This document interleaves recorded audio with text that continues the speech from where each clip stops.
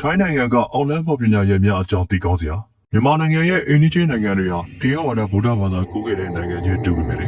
ထိုင်းနိုင်ငံဟာအောက်လန်းပညာရဲ့ပြည်လေရှရီယာအဆောင်လက်ပွေတွေကိုယုံကြည်သက်ဝင်မှုဟာမြန်မာထက်ကိုပိုပါတယ်မြန်မာနိုင်ငံမှာလည်းသိမကြသေးတဲ့ဆယ်စုနှစ်အနေငယ်အတွင်းမှာဒီပညာကျေးဇူးနဲ့အောက်လန်းဆရာတွေဟာအွန်လိုင်းပေါ်ကိုပေါ်ပေါ်ထင်ထင်နဲ့ရောက်လာခဲ့ပါပြီရုပ်ထားနံထားချီယာကောင်ဖနာပေါက်တို့အပြင်ပြူစားနေပေါင်းများစွာကိုဝေမျှတဲ့သူတွေလည်းအများပြားပေါ်ထွက်လာခဲ့ပါတယ်။အောင်လန်းနဲ့တပ်ဖြတ်တဲ့မှုခင်းတွေဆိုရင်လည်းထိုင်းမီဒီယာတွေမှာဖော်ပြတဲ့အထိမြန်မာနိုင်ငံရဲ့ပုံရိပ်ဟာနာမည်ကြီးနေပါတယ်။တကယ်တော့မြန်မာထိုင်းမှာအောင်လန်းပညာရေးတွေလိုက်စားကြတာမဟုတ်ပါဘူး။အရှေ့တောင်အာရှဒေသတစ်ခုလုံးမှာအောင်လန်းမှုပညာရေးတွေရှိကြလိုက်စားကြပါတယ်။ကမ္ဘာအနှံ့ပြောင်းမှာဒီလိုပညာရေးတွေရှိပြီးနိုင်ငံအလိုက်ပညာရေးခွင့်ပြုမှုအမျိုးမျိုးတော့ရှိကြပါတယ်။မြန်မာနိုင်ငံမှာတော့အချို့ကပြည်သား80ရှိတယ်လို့ပြောကြပါတယ်။ဒီထက်မကပိုပါတယ်။အောင်လန်းပညာရေးကိုအမျိုးအစားလိုက်ခွဲတဲ့အခါမှာသဘောတဘာဝအလိုက်၅မျိုးခွဲခြားထားပါတယ်။နံပါတ်1မနောတိုက်ခြင်းနံပါတ်2ဂါနာမန္တများနဲ့ပြူစားခြင်းနံပါတ်3ခက်စေးစိတ်ခက်ခြင်းအပင်သွင်းခြင်းနံပါတ်4အတန်ဖြစ်ပြူစားတိုက်ခိုက်နေနံပါတ်5အယုတ်တိုက်ပြူစားနေအရင်ဆုံးလုံးလေးရှိတာကအောင်လန်းဆရာတွေဟာသူ့ရဲ့စိတ်ဆွမ်းရည်ကိုအသုံးပြုပြီးတစ်ဖက်လူရဲ့စိတ်ကိုပြူစားတိုက်ခိုက်နေရှိပါတယ်။မနောတိုက်သဘောနဲ့ဆင်ပါတယ်။နောက်တစ်နည်းကတော့တစ်ဖက်သူကိုဂါနာမန္တနဲ့ရုပ်ဖက်ပြီးပြူစားတာပါ။ရုပ်ဖက်တဲ့အောင်လန်းဆရာစိတ်ဆွမ်းအားရှိဖို့လည်းလိုပါတယ်။များသောအားဖြင့်ညတကောင်အချိန်ရောက်မှဂါနာမန္တရာတွေစုပ်ပြီးတစ်ဖက်သူကိုတိုက်ခိုက်လေရှိပါတယ်။ကြေဆဲတာမျိုးလည်းလုပ်လေရှိပါတယ်။မြန်မာနိုင်ငံကဖနှောက်ပေါက်နီးတို့နဲ့ဆင်တူပါတယ်။ဒီနီးနဲ့ဆင်တူတဲ့နောက်ထပ်နီးလန်းတစ်ခုကတော့နှင်းစာမွေးပြီးခိုင်းစားတာပါပဲ။မြန်မာနိုင်ငံမှာတည်ဝူးတဲ့သေရဲမွေးရတဲ့သဘောချင်းဆင်ပါတယ်။တိုက်ခိုက်ခြင်းတဲ့သူရဲ့ခန္ဓာကိုယ်ထဲဝင်ရောက်ပြီးလူတို့ပြူစားစေစားတာပါပဲ။ကိုတက်သေးစေတဲ့အထိပြုလုပ်ကြတာမျိုးရှိပါတယ်။ဒီနီးတွေမှာနန်းကိုချုပ်တာအုပ်တာစသဖြင့်ဒီပေါင်းစုံပါပါတယ်။နံပါတ်1မနောတိုက်ခြင်း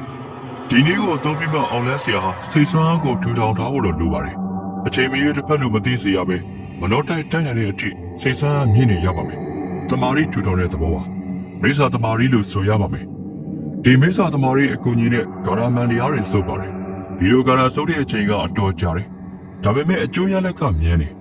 တစ်ဖက်လူရဲ့စိတ်ကိုခဏတာလေးအတွင်းမှာထိချုံနိုင်တယ်။တခုရှိတာကအဲ့လိုလုံးမဲ့အောင်လန်းဆရာကိုတက်ခိုင်းမဲ့တောင်းကောင်ကိုတေချာရွေးရပါတယ်။သူကိုပြန်မလို့နိုင်မဲ့သူမျိုးဖြစ်ဖို့လိုတယ်။မဟုတ်ရင်တော့သူတို့ထားသမျှသူစီတန်ပြန်လာပြီးတည်ရည်ဖြစ်တတ်ပါတယ်။ဘာကြောင့်တန်ပြန်လာတာလဲဆိုတော့လူတိုင်းမှာသူ့ကုသိုလ်အကုသိုလ်အထုတ်တွေရှိကြပြီးသားဆိုတော့ကုသိုလ်အထုတ်များတဲ့သူကုသိုလ်အကျိုးပေးမဲ့များတဲ့သူတွေဆိုရင်မကောင်းတာလုပ်လို့မရလိုက်လို့မရပါဘူး။ဒီနည်းနဲ့ဆက်ဆက်နေတဲ့မော်တစ်ခုကတော့Little Ghost လို့ခေါ်တဲ့အောင်လန်းနေပါပဲ။သူကတော့မြင်ဆောင်မော်လို့ဆိုရမလားပဲ။ထိုင်းကို၃ပိုင်းပိုင်းပြီးခွဲတဲ့အထက်မှာထိုင်းနိုင်ငံရဲ့မြောက်ပိုင်းဟာအောင်လန်းတဲ့အောင်လန်းဆရာတွေများတယ်။မြင်ဆောင်မော်ဟာအဲ့ဒီဘက်မှာအထူးရည်ပဲစားတဲ့ပညာရပ်တစ်ခုပါပဲ။ဒီမော်ကိုကျင့်မဲ့သူဟာလူသေးအလောင်းလိုတယ်။လူသေးအလောင်းတော်မှာလက်ဆက်ဆက်နဲ့တည်ထားရမယ်။နောက်ပြီးကလေးအလောင်းလည်းဖြစ်ရမယ်။တင်ញိုင်ကကလေးအလောင်းသွားတူးမယ်ဆိုရင်တော့ရဘက်တစ်ကောင်လောက်မှာမွေးရည်ထွန်းဂါရမန်နဲ့စုပ်အခြားလုံထုံးလုံနည်းတွေလုပ်ပြီးမှကလေးအလောင်းရဲ့ဝိညာဉ်ကိုချုပ်ရတယ်။နားနဲ့လူအောင်ပြောမယ်ဆိုရင်မကြုံမလို့ပဲရှိနေတဲ့ပရာလောကသားတွေကိုအစီအတွေနဲ့ခေါ်ချုပ်ပြီးကြုံအဖြစ်ခိုင်းတဲ့သဘောပေါ့။စကားမဆက်အင်ဒိုနီးရှားမှာလည်းဒီလိုအလားတူပညာရတစ်မျိုးရှိသေးတယ်။အဲ့ဒါနဲ့ဆက်ပြောရမယ်ဆိုရင်တော့တင်းချင်းကပဲတင်ကိုင်းတစ်ခုကိုခုတ်ပြီးတလမခွဲလောက်ဖြစ်အယုတ်ပုံစံရအောင်တွဲထုအယုတ်ပုံစံပေါ်လာရင်ဖန်ပလဲတစ်ခုတည်းထည့်ထားလိုက်ရတယ်။ဒီလိုတွေမလုပ်ခင်မှာအောင်လန်းစီဟာသူမွေးထားတဲ့တရေနှကောင်ကိုဘေးအနားမှာထားရတယ်။ဘတော်လို့မြင်တော်မူကထွက်ပြေးရင်တော့လိုက်ဖမ်းရအောင်လို့ပါအဲဒီတရေနှကောင်ကိုလည်းဖန်ပလင်းထဲမှာအတူထည့်ထားပေးရတယ်အဲ့ဒါနဲ့မြင်စာတရေကိုချိုးလိုက်နိုင်ပြီဆိုရင်ခိုင်းလို့ရပါပြီဒါပေမဲ့မြင်စာတရေတွေဟာအေးကြီးကြတယ်အားတွေအိတ်နေကြတာများတယ်ဒီတော့သူ့ကိုခန်းကျင်အောင်လန်းစီဟာပလင်းကိုလေထဲမှာရမ်းပြီးလှုပ်ခါပေးရတယ်အဲဒီလိုလှုပ်ခါပေးနေတော့ပါဇက်ကလည်းဂါနာတွေမန်နယ်တွေစုပ်နေရတယ်အဲဒီတော့မှတကောင်းသားမြင်စာကနိုးလာတော့တာသူနိုးလာတော့မှအောင်လန်းစီကသူ့အလိုရှိတာကိုခိုင်းတယ်မင်းသားတရေဟာအောင်လန်းစီယာဂတိမပြတ်မချင်းသူခိုင်းတဲ့အတိုင်းတသိမသိလုပ်ပေးရတယ်။စကားမဆက်ဒီလိုမျိုးလုပ်တဲ့ထိုင်းနိုင်ငံရဲ့နာမည်ကြီးအောင်လန်းစီယာဘုန်းကြီးလူတွေတယောက်ရှိသေးတယ်။သူအကြောင်းကိုတော့နောက်ထပ်အပေစုပ်တွေမှာဖော်ပြပေးသွားပါမယ်။နံပါတ်2ဂါရာမန်နီယာတွေနဲ့ပြူစားခြင်းနောက်ထပ်အောင်လန်းမော်တစ်ခုကတော့ဂါရာမန်နီယာတွေဆိုပြီးတစ်ဖက်လူကိုတိုက်ခိုက်တာပါပဲ။ဒီလိုတိုက်ဖို့အတွက်ကိုတိုင်းမဲ့သူရဲ့မွေးနေ့မွေးရဲ့အချိန်အတိအကျလိုပါတယ်။အဲလိုအတိအကျရလာမှအောင်လန်းစီယာရဲ့မန်နီယာစုပ်တာကအစွမ်းတက်မှာဖြစ်ပါတယ်။ရွတ်တဲ့အချိန်ကလည်းညတကောင်ပဲဖြစ်ပါတယ်။ရုပ်ဖက်ပြီးရဲ့ဘာဖြစ်ပါစေညာဖြစ်ပါသေးဆိုပြီးကြင်ဆဲပါသေးတယ်။ တဘောပြောရရင်တော့အပေါ်ကပြောခဲ့တယ်လို့ကြေစာကာတာပါပဲဒီလိုကြေစာတိုက်ခိုက်တဲ့အခါမှာခံရတဲ့သူကကန်နေနေမှကန်ညံ့နေမှ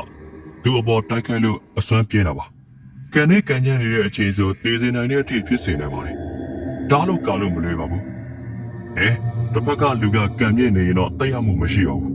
အပေါ်မှာပြောခဲ့သလိုပါပဲအခက်မသိရင်အောင်လန်းဆရာစီတော့ကိုယ့်အတွက်ကိုပြန်ဆွေးတယ်လို့ပြန်ရောက်လာပြီးအောင်လန်းဆရာတေးရတဲ့အထိဖြစ်ပွားနိုင်ပါတယ်နံပါတ်3ခက်စီစိတ်ကချင်းအပင်သွင်းခြင်းဒါကတော့ဝတ္ထုတွေထဲမှာအများဆုံးတွေ့ရလေရှိတဲ့နည်းလမ်းတစ်ခုပါနေစိမ်းတွေရောက်တဲ့အခါသစိမ်းကကျွေးတဲ့အစားအသောက်တွေစားမိပြီးအပင်မိသွားတာမျိုးတွေဟာအတွေ့ရများပါတယ်ဒီလိုခက်စီတွေမှာပီယာအချမ်းခက်စီလိုဟာမျိုးကအစအမျိုးမျိုးရှိပါသေးတယ်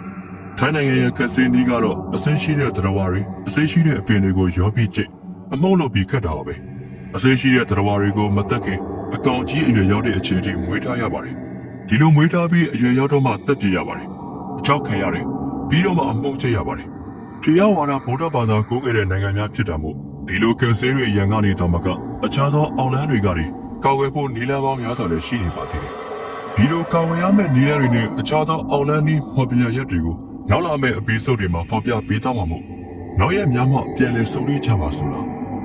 အစိုးရကြီးချုပ်ပေးခဲ့ကြတဲ့အတွက်အားလုံးကိုကျေးဇူးတင်ပါတယ်ပရိသတ်တို့ရဲ့ထင်မြင်ယူဆချက်တွေကိုလည်းကွန်မန့်မှာမှန်တော့ပေးခဲ့နိုင်ပြီကျွန်တော်တို့ရဲ့ channel လေးကို like and subscribe လေးပြုလုပ်ပေးခဲ့ပြီး Facebook page လေးကိုတော့ like and follow လေးပြုလုပ်ပေးခဲ့ကြပါဦးဗျဘုံဘကောင်းပုံနဲ့အခြားကြောင်းရည်တွေကျွန်တော်ပြန်လာခဲ့ပါဦးမယ်အားလုံးကိုထူးပဲကျေးဇူးတင်ရှိပါတယ်